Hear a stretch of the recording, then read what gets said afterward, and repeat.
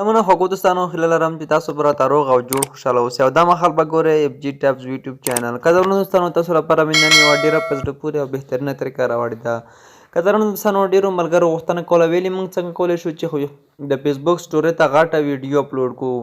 دوستانو که تاسو کتلي فیسبوک سټورۍ یعنی فیسبوک کې اجازه له 10 سکندو پورته نه ورکوي چې تاسو ویډیو اپلوډ کړئ. تاسو نشئ کولی چې 10 سکندې څخه زیاته ویډیو اپلوډ کړئ. خو تاسو لپاره ما دوستانو نن یوه ډېره بهترینه او په زړه پورې طریقه راوړې ده چې څنګه کولی شو له 10 سکندو څخه زیاته ویډیو سټورۍ ته اپلوډ کړو. دوستانو تاسو زما دغه ویډیو کتلی شئ چې دغه پوره 1 منټ ده. څنګه کولی شو دغه اپلوډ کړو. زه دوستانو اوس مثلا راځم دغه ویډیو راخلم. دوستانو موږ ته دې کې چې وایي دغه سال روان دی تاسو نشئ اپلوډولی. خو څنګه کولی شو دغه ویډیو دوستانو اپلوډ کړو. د دې لپاره دوستانو تاسو راشه خپل میسنجر به راخلاص کړئ. کله مې دوستانو میسنجر راخلاص کړئ تاسو به راشه د یو ملګري فیسبوک آی ډي به راخلاصه کړئ او هم میسنجر آی ډي به دلته دوستانو راخلاصه کړئ او بیا به دوستانو تاسو دلته راشئ دغه ځای کې دوستانو په دغه اپشن باندې کلیک وکړئ د کوم ځای کې تاسو تصویران او ویډیوګانې ورلیږئ. دوستانو بیا به پورته پکې راشئ او هغه ویډیو به پیدا کړئ. زه غواړم دغه ویډیو اپلوډ کړم. دوستانو تاسو کتلی شئ دغه ویډیو به دوستانو زه راواخلم او دلته به چې کله دوستانو په ویډیو باندې کلیک وکړو دلته موږ لاندې دوه اپشن راکوي. یو چې دی دوستانو د سینډ اپشن دی او بل چې دی ایډیټ دی. نو موږ دوستانو راځو په دغه ایډیټ اپشن باندې کلیک کوو.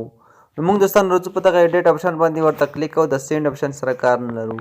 کله هم چې دوستانو په دغه ایډیټ اپشن باندې کلیک دوستانو واخیسته او بیا به دوستانو راشه په دغه یور سټوري باندې به دوستانو تاسو کلیک ورته واخلئ. تاسو به هیڅ بل سره کار نه لرئ. صرف په دغه یور سټوري باندې به کلیک واخلئ.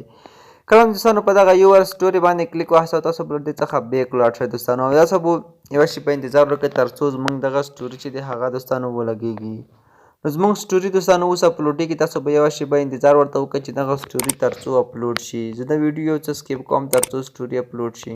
ښه دوستانو تاسو کتلی شئ چې دغه سټوري چې دی دغه اپلوډ شو. اوس دوستانو دغه سټوري تاسو کتلی شئ چې دغه سټوري به اوس مکمله غږېږي او مکمله به یوه دقیقه دوستانو دغه سټوري ټوله تر لومړۍ څخه تر پایه غږېږي دوستانو.